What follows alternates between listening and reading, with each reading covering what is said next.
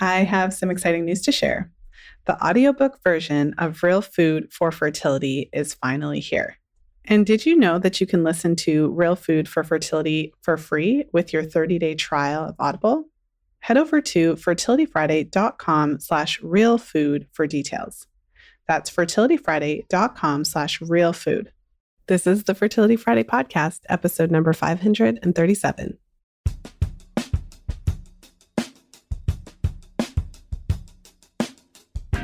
In today's episode, we are diving into the topic of sport and how it affects the menstrual cycle. I found an interesting article. This is an article that I drew from when I was writing the HA chapter of Real Food for Fertility. And the article gets into a really interesting question, which is, which sports are more likely to delay menarche, to disrupt the menstrual cycle? Which sports are associated with more menstrual cycle disruptions compared to others? So without further ado, let's go ahead and jump into this fascinating topic.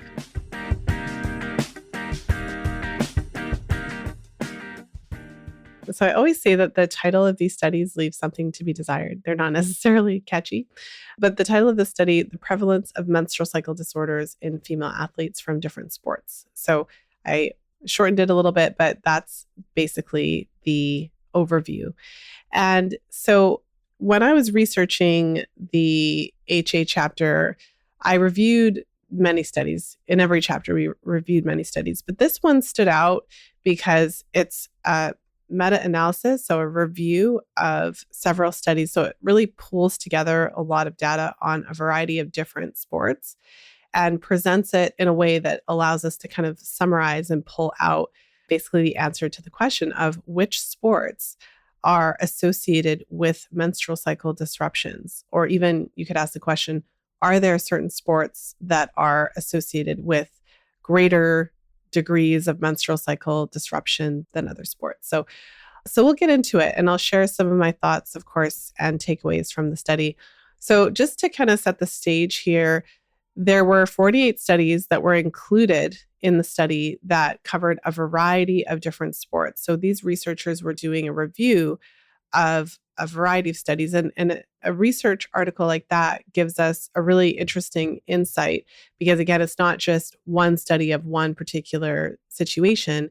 It's pooling together a lot of different data to see what we can gather and if there's any similarities and those kinds of things. So it's always interesting. I think there's validity to all different kinds of research. So there's validity to these review studies that pull in a lot of data. There's also validity to looking at individual research studies that are looking at a very specific question. So I think there's a place for all of them. I think a good place to start is with some general takeaways from the research study and also overall related to sport and how it impacts the menstrual cycle. So if we were to look at a couple of the main takeaways, it's helpful to know that women who are in sport, so teenagers and grown women who are in sports, especially elite athletes, and as we'll get into a little bit more, especially women who are in certain types of sport, are more likely to experience menstrual irregularities overall.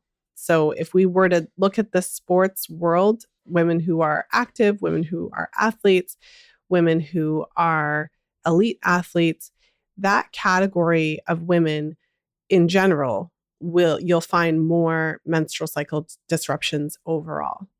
And we could group those disruptions into different categories. And the main three that we'll focus on today are primary amenorrhea, that is in young adolescent girls who have not had their first period by the time that they're 15 years old. That's typically how it's defined in the research studies. Secondary amenorrhea occurs when you have a woman who did have her first period, and so she has been cycling.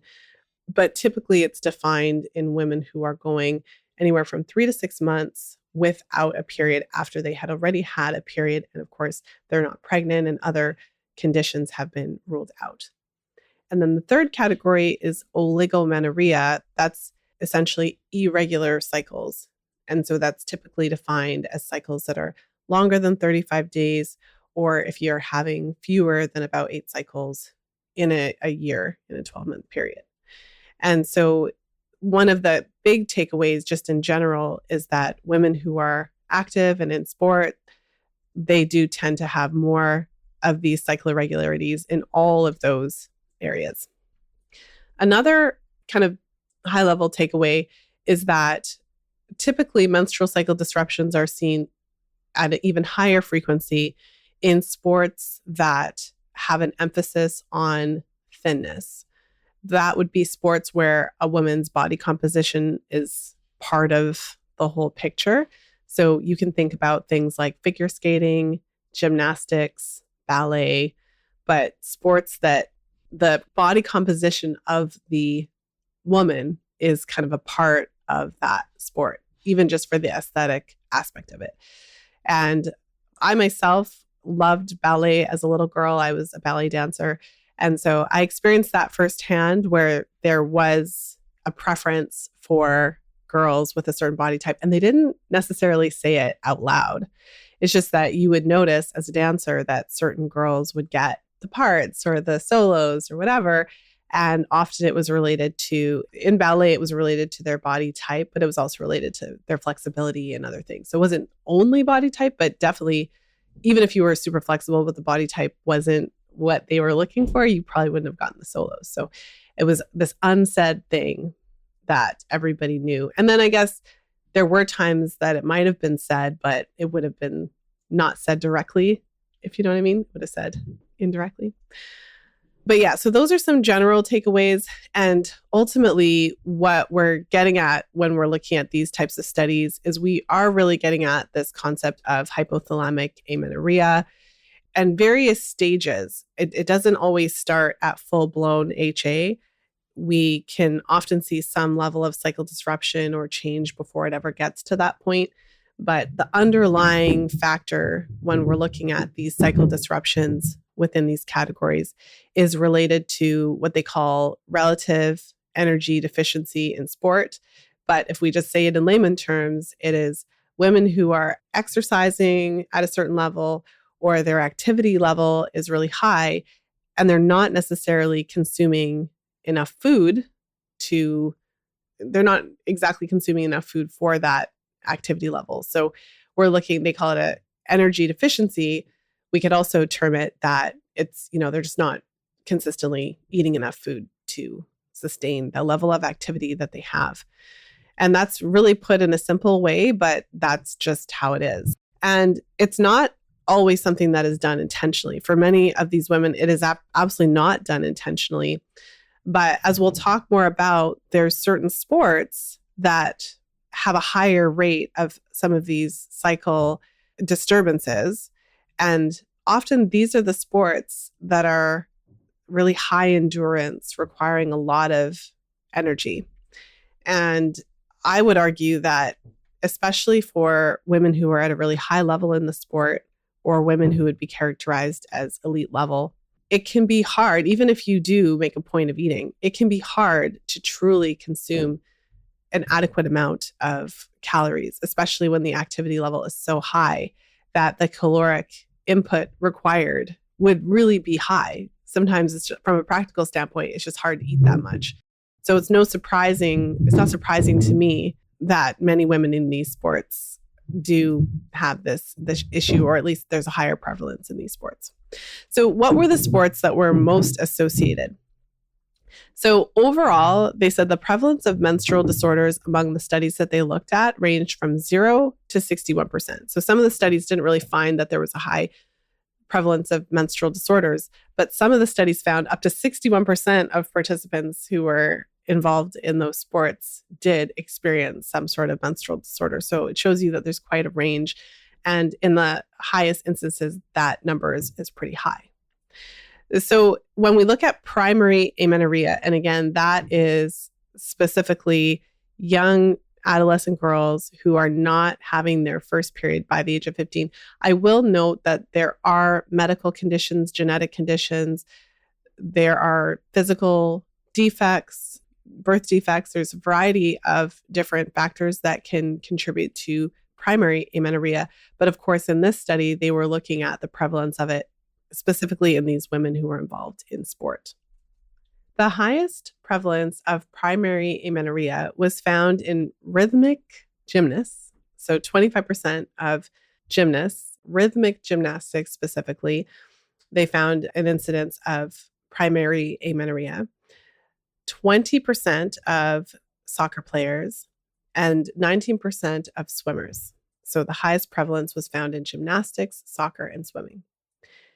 For secondary amenorrhea, so again, women who had their period but then stopped menstruating due to sport, was found in cycling. 56% of cycling women, bicycle riding, experienced secondary amenorrhea. Triathlon was 40%. 40% of those who are participating in a triathlon experienced secondary amenorrhea. And again, gymnastics showed up.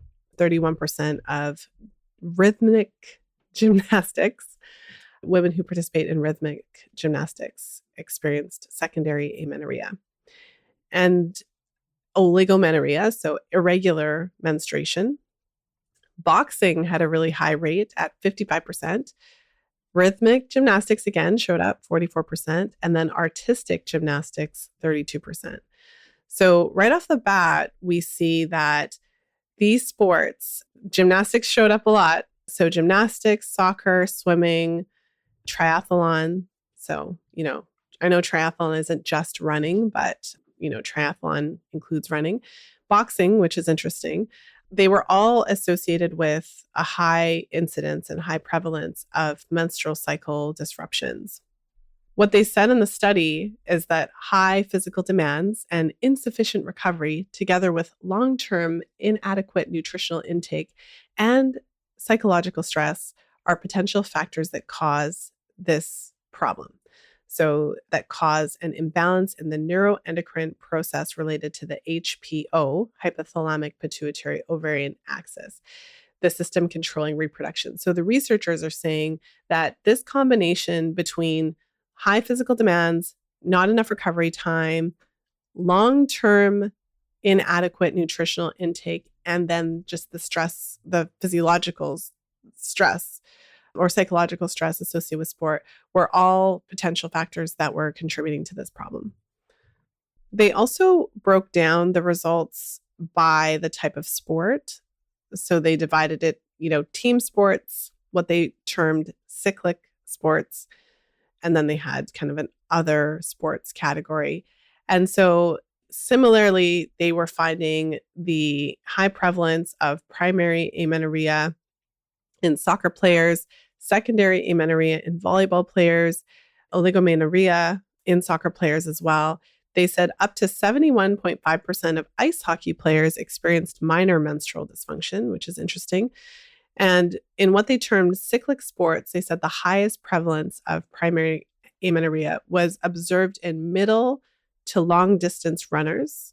Secondary amenorrhea, the highest prevalence was found in middle to long distance runners and cyclists. And then the highest prevalence of oligomenorrhea, so again, irregular cycles, was observed in endurance athletes. And they also threw in that menstrual cycle irregularities were observed in 83% of lightweight rowers. Popping into today's episode with a quick question. Do you like paper charting? Today's episode is brought to you by the Fertility Awareness Mastery Charting Workbook. This is the first beautifully designed, fully customizable paper charting workbook designed with you in mind. With 3 years worth of charting pages, the Fertility Awareness Mastery Charting Workbook has you covered. If you've been looking for a solid alternative to charting apps, you'll love this charting workbook. The FAMM Charting Workbook is available in both Fahrenheit and Celsius editions and is available in spiral-bound, paperback, and ebook versions. Head over to fertilityfriday.com/workbook to order your copy today. That's fertilityfriday.com/workbook. Now let's go ahead and jump back into today's episode.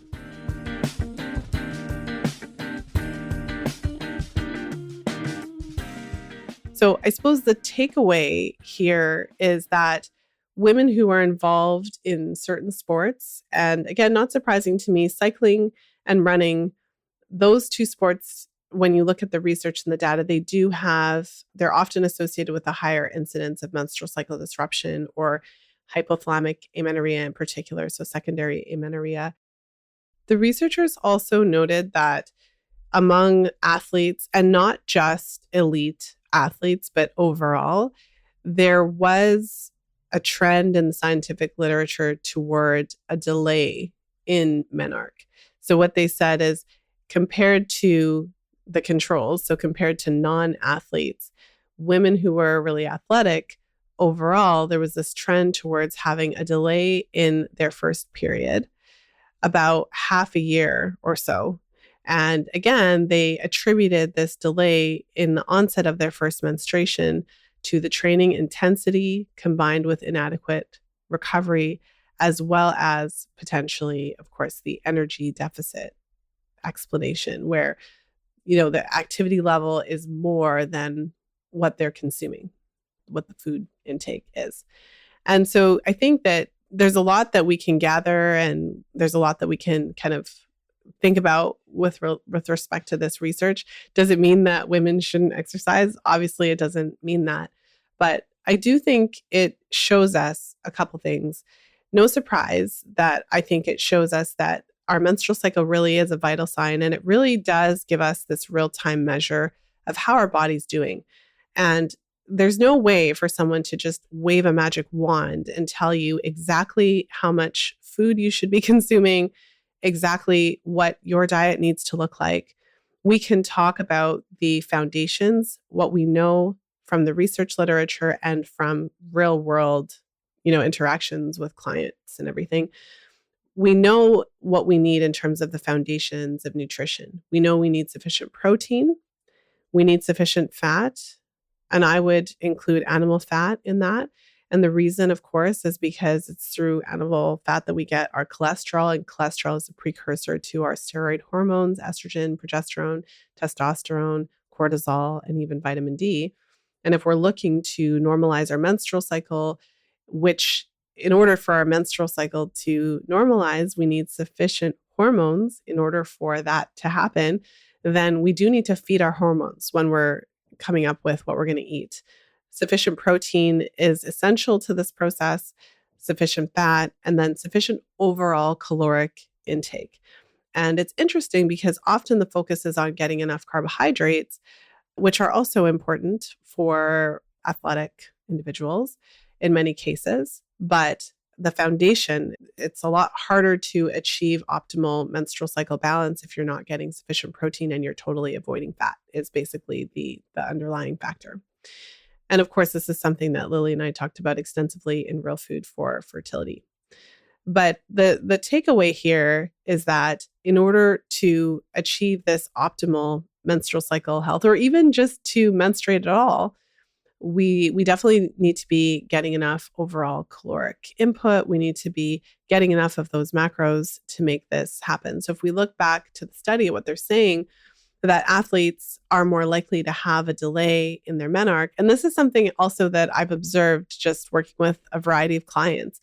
One of the questions on the intake form when I'm working with clients, and also when I'm working with our FAMM practitioners, of course, is when did you have your first period?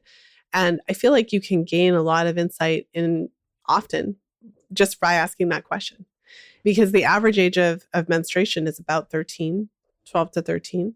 And so when you have a client who started menstruating earlier, I think for me, I just look at that. I like to kind of find out what their experience is, what their relationship is to their cycle.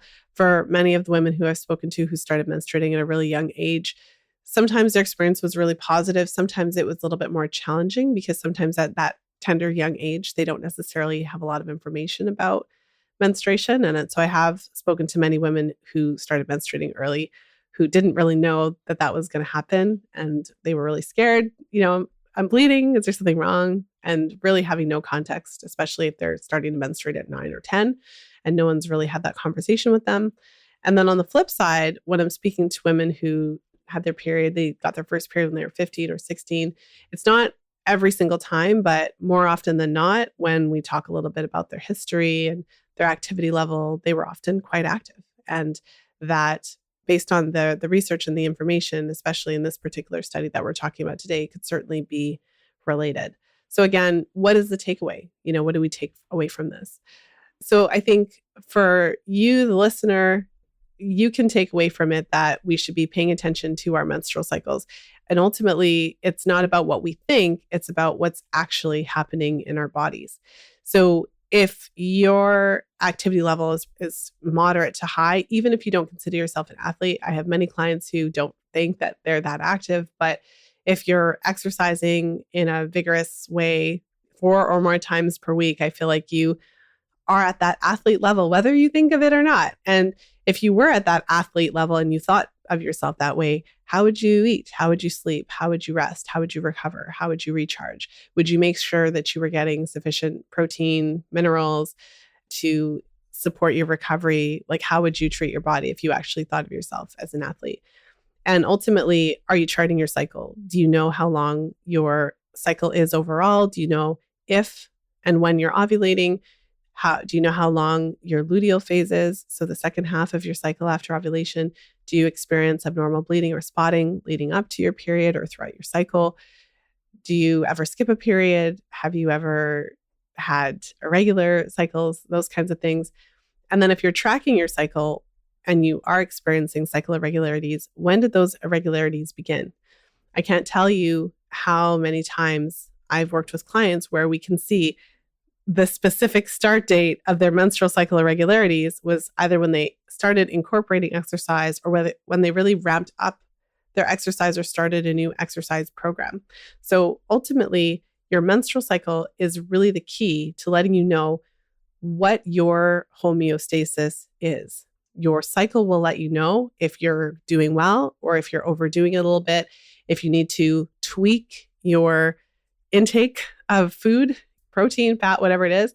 Your cycle will give you that information. Your cycle is a really, really great real-time vital sign barometer that gives you that feedback, whether you want it or not, in terms of how you're doing, in your energy level compared to your intake food and calories and energy and all that.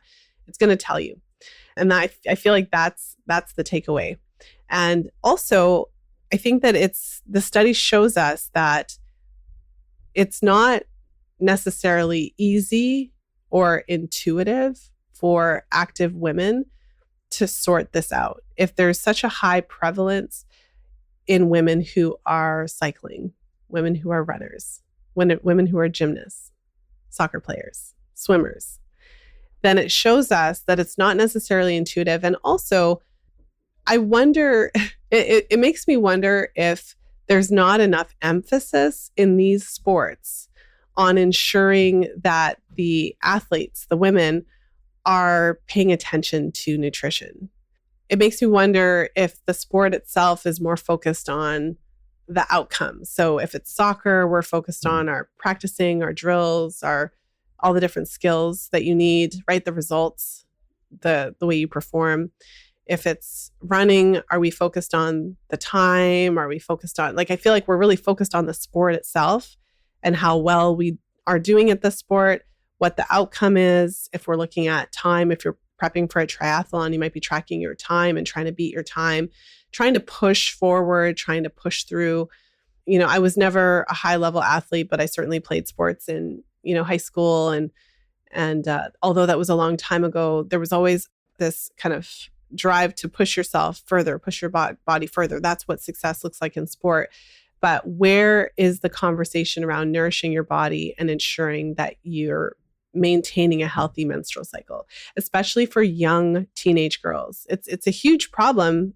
And I would imagine that the menstrual cycle conversation has never it's not something that's ever brought up, or even information for parents to be aware of this so that they could be making sure that their daughters aren't losing their period if they're on the soccer team, because that's a huge flag, especially for adolescent girls who are also developing. If you are exercising to the level that you can't even ovulate, then what does that say about your development in general? Because from this perspective, it's because you are not eating enough to support your energy level, which would indicate that you're at a greater risk for other nutritional deficiencies and things like that. So certainly a big topic. And the takeaway for adult women, of course, is to track your cycle and to start to be more aware of the connection between your cycle and your health, and really look at your cycle as vital signs. So if your cycle starts to suffer, if your cycle starts to get more irregular, or if you lose your period altogether,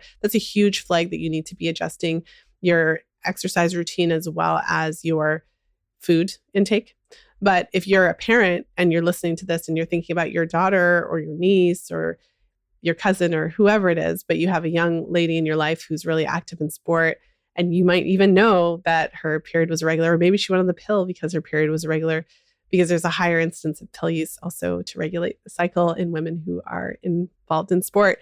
So if that's the case as well, again, we should be bringing attention to this topic. In the research studies that address primary amenorrhea, so when you have a teenage girl who has not had her first period by the age of 15, they always talk about how, well, at least the few I was reading this morning, they really emphasize that the menstrual cycle is a vital sign, and they emphasize that clinicians should be asking about the menstrual cycle in their normal checkups. And part of the reason is because for some women, not getting their period by age 15 could be a sign of a really serious underlying genetic issue or physical problem. There could be actual medical problems behind it. I think for a lot of women, there's something like this going on, like an energy deficiency issue, but it could actually be a sign of a huge problem. Either way, that lack of the period when it's supposed to start is truly a vital sign that we should be paying attention to. And what astounds me is how many women I've spoken to for whom this was a problem. You know, they were 16, 17, still no period, and no one said anything to them, right? So that's definitely a takeaway as well, that we should be looking at this, because if you're not menstruating, that also tells us something about your bone development. If you can't ovulate, if you can't manufacture sufficient hormones, if the HPO axis can't sort itself out to allow you to ovulate, that's also associated with bone loss. And arguably, if you're a teenager, it could have a negative impact on your lifetime ability to really create and establish that peak bone mass that we don't hit until we're in our late 20s, early 30s. So lots to think about, more evidence, more just kind of adding more research and information in case you already weren't on the menstrual cycle as a vital sign train. I'm giving you even more to kind of add to that because it's just so essential. And it's also kind of easy, dare I say, easy to pay attention to, because we have this sign. Why not look at it, and why not use it to tell us how we're doing, especially when we're involved in sport? So I'm going to stop this here because, of course, I could keep going, but I feel like this was a good delve into the study. And if you are interested in the study, wanting to look deeper into it, I will make sure to link the study in our show notes page, so you can find that at fertilityfriday.com/537. If you've been enjoying our FAMM Research Series episodes and you're wanting to catch up on some of our previous episodes, you can find that information over at fertilityfriday.com/research. And with that said, I hope that you enjoyed today's show. If you can think of a friend who would benefit from hearing it, feel free to pass it along. Again, fertilityfriday.com/537.